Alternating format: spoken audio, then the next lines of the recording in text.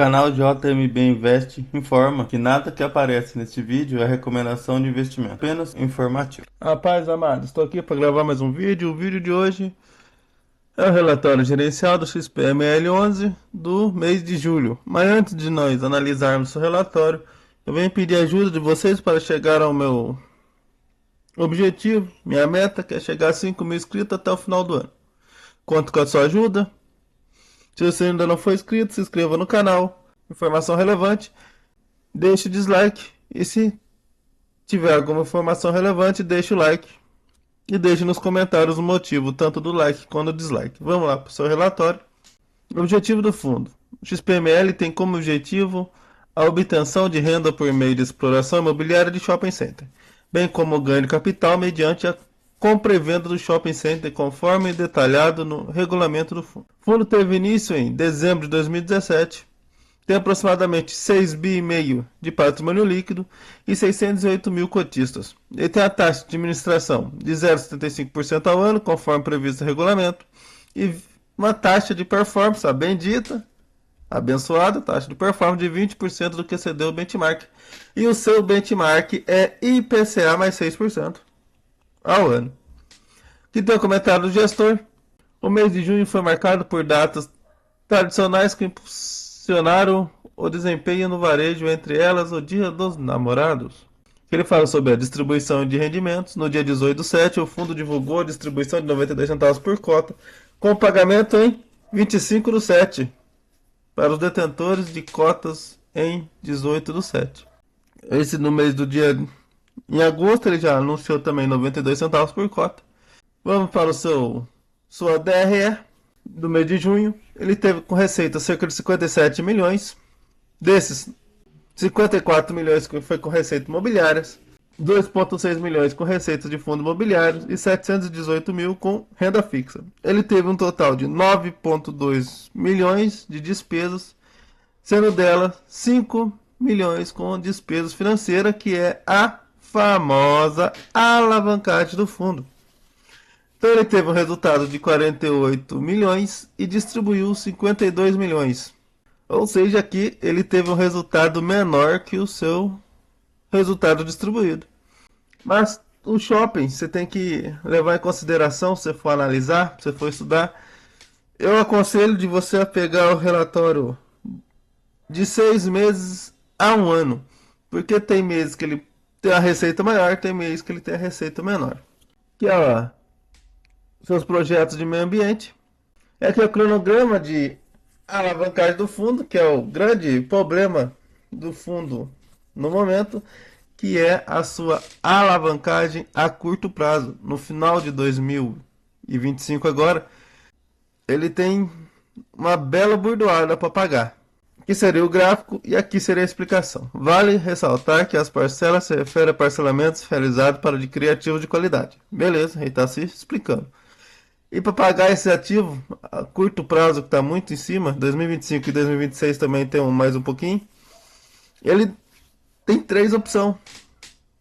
Uma, subscrição de cota, que agora não deve ser possível, porque podemos ver aqui, ele está com cerca de R$ 98,50.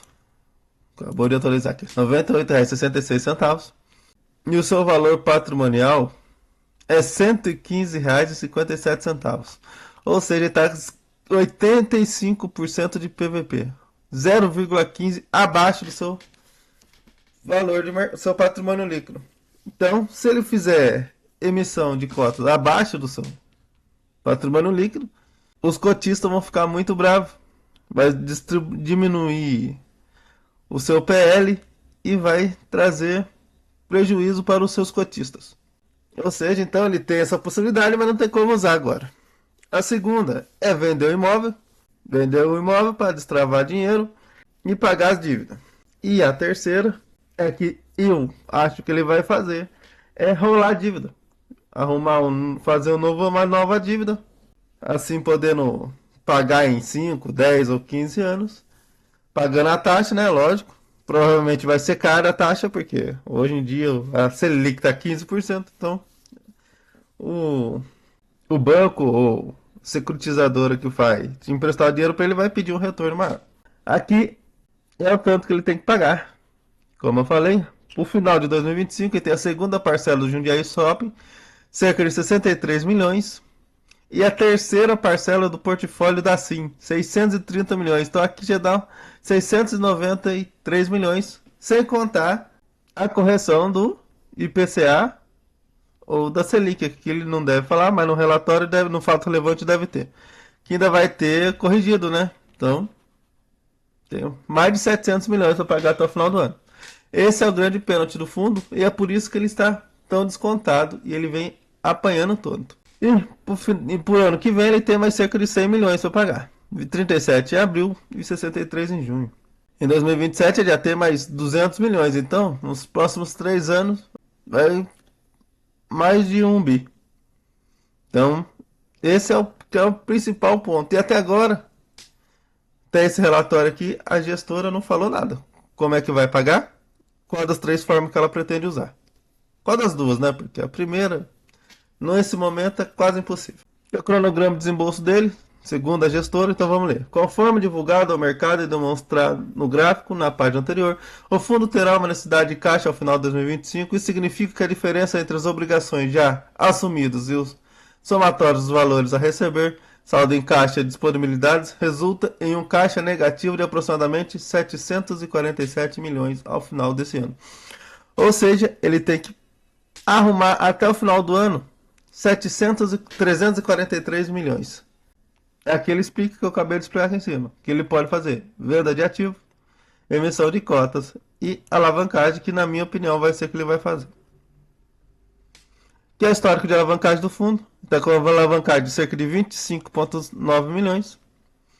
E no final do ano deva continuar ou até aumentar, porque ele vai ter que rolar a dívida, então não vai pagar. E o pior, ele ainda vai ter que tirar dinheiro do caixa que está dando rendimento de renda fixa, que ele vai ter que pagar o que tem no caixa, provavelmente vender alguns FIIs para poder chegar no dinheiro que ele fala que tem, então vai ter menos renda. E o restante ele ainda vai ter que fazer uma dívida. Então vai aumentar a despesa financeira do fundo. Vai diminuir a receita e aumentar a despesa. O que eu falei para você? Se você for analisar um fundo imobiliário de shopping, você pode ver que varia a despesa. Tem mês que é mais, tem mês que é menos. E aqui ó, o valor da cota no fechamento desse relatório estava R$ 105. Nós já vimos que baixou de 100. E aqui a liquidez. No mês ocorreram 2 milhões de negociações, movimentando um volume de aproximadamente 211 milhões. A liquidez média diária de 9,2 milhões foi de 23,7 abaixo da verificada no mês anterior. A cota encerrou o mês de julho a 101,79. Aqui essa carteira de ativos, ou seja, ele tem cerca de 92,2% em imóveis, 1,6% em caixa, que ele vai usar para pagar a dívida no final do ano, 2,5% em fundo imobiliário e 3,7% em CRI conversível. Ou seja, esses 3 aqui, ele provavelmente vai usar para pagar a dívida. Então ele deve ficar com a parte de imóveis maior ainda, mas essas receitas aqui vai diminuir. Aqui é o valor que ele tem. Ele encaixa hoje tem 120 milhões. Em CRI conversíveis, 291 milhões. Em fundos imobiliários, 197 milhões. Somando esses 3, dariam 609 milhões. Nós contamos ali que ele precisa de 700. E ele falou que precisa de 300, então ele não deve estar contando o fundo imobiliário, porque provavelmente, não tem como saber, porque ele não fala qual que é o fundo imobiliário e nem deixa exposto quantos que ele pagou nas cotas, né? Ele pode estar negativo na carteira dos seus fundos imobiliários. Então ele pode pensar em não usar, não vender esses fundos imobiliários e usar apenas o CRI conversível e o caixa, que daria os 412 para 700 e pouco, é os 300 que ele falou que falta. Então temos que ficar esperto, e aqui já são seus CRIs, ó. Ele tem 4 CRIs para pagar, que ele paga mensalmente. Aqui ele não fala nenhuma carência, então ele deve estar pagando. Fora as parcelas, né? Porque tem mais parcelinha para pagar.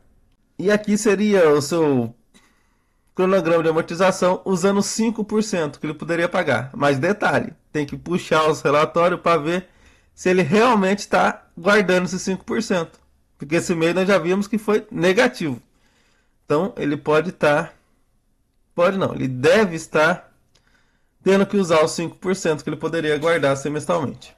Aqui nós podemos ver nos 12 meses, ele teve um resultado de 615 e distribuiu 668 milhões. Então ele distribuiu mais do que arrecadou. Então nesses últimos 12 meses ele não guardou 5%. Então no começo do ano ele também distribuiu mais do que arrecadou. Então, como podemos ver aqui, nos últimos 12 meses pelo menos, ele não conseguiu fazer a reserva dos 5%. Então esse gráfico aqui tá aqui só por estar, né? Porque se continuar desse jeito aqui, ou ele diminui os dividendos, que é o provavelmente que vai acontecer, que ele vai ficar sem reserva no final do ano. Ele vai usar tudo para pagar, então ele não vai conseguir manter esses 92 centavos.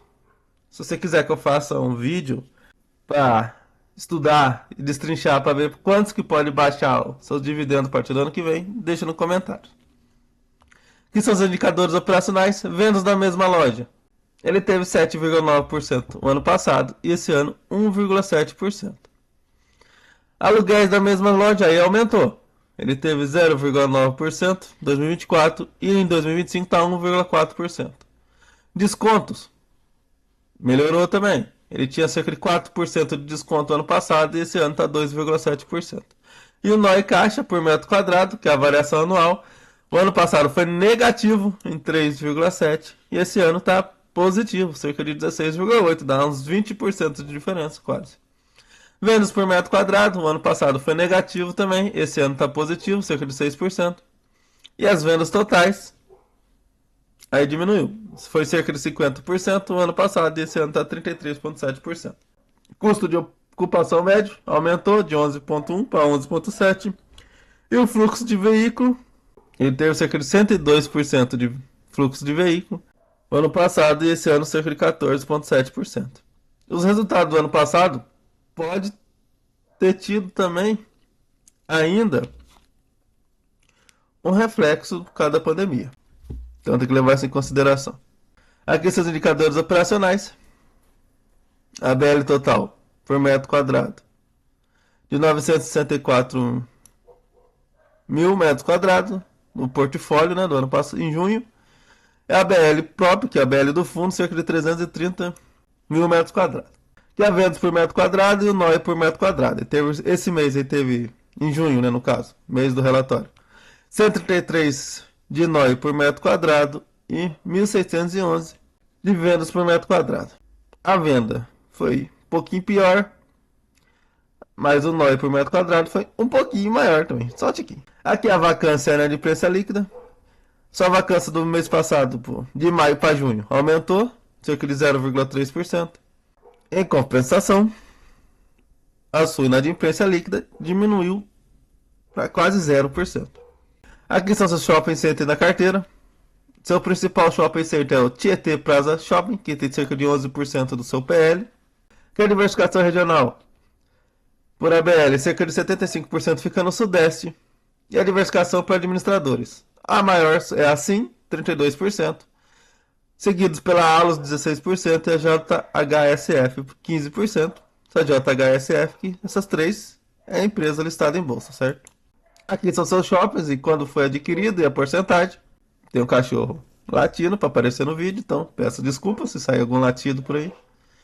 E aqui são seus shopping centers em operações, aquele da o detalhamento direitinho. Bom, esse foi o relatório análise do relatório de julho de 2025 do XPML.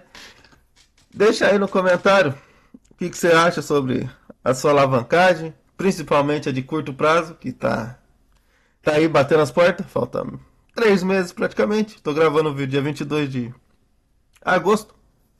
Já dezembro já tá aí. E até agora a gestora não explicou o que deve fazer. Eles devem estar estudando para fazer o melhor possível para o cotista. Assim, acredito e espero eu. Minha humilde opinião. Pontos de atenção. A alavancagem curta dele. Apesar dele ter um fundo muito grande. Esse é um ponto de atenção. E os dividendos que devem Não vou pôr 100%, porque vai que aconteça alguma coisa, tá lá ele vendo algum shopping e consiga pagar a alavancagem até lá e ainda fazer uma reserva de caixa para continuar pagando 92 centavos. Mas o mais provável é que a partir do ano que vem ele diminua os seus dividendos. E das três opções que ele pode fazer, que é emissão de cota, vender ativos e aumentar a sua alavancagem, não aumentar, né? Sim, esticar a sua alavancagem, assim tendo que pagar juros mais altos, porque no momento que estamos nos juros altos. Ele deve fazer a terceira opção, que é a rolagem da dívida. Ponto positivo é seus shops são excelentes. É praticamente quase unânime no mercado, nada é unânime, que em qualidade é o melhor em qualidade de seus ativos é o melhor fundo da bolsa. Mas a gente tem que levar em consideração dos seus estudos outros pontos também. Esse foi mais um vídeo do JM Invest. Muito obrigado e até a próxima. Bom, esse foi o vídeo. Espero que vocês tenham gostado. Espero que esse vídeo tenha sido útil. E se foi útil, eu peço que você se inscreva no canal. Deixe o like. Ative o sininho das notificações. E passe essa informação para seus amigos e familiares. Muito obrigado pela companhia. Que Papai do Céu abençoe a vida de todos. E nunca se esqueça, Jesus te ama e eu também.